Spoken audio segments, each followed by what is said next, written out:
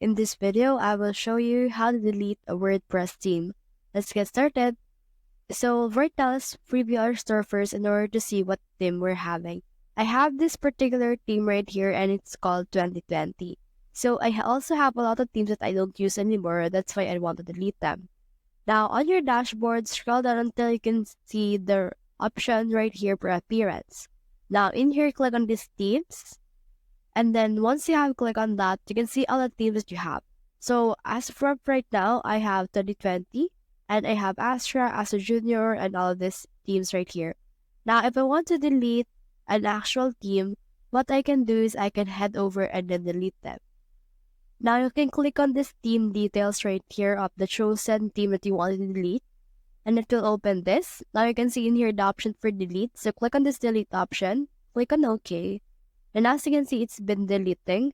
And as you can see, it has been removed successfully. So that's the whole process. If you have found this video helpful, simply leave a like or subscribe because it helps reach more people. See you soon.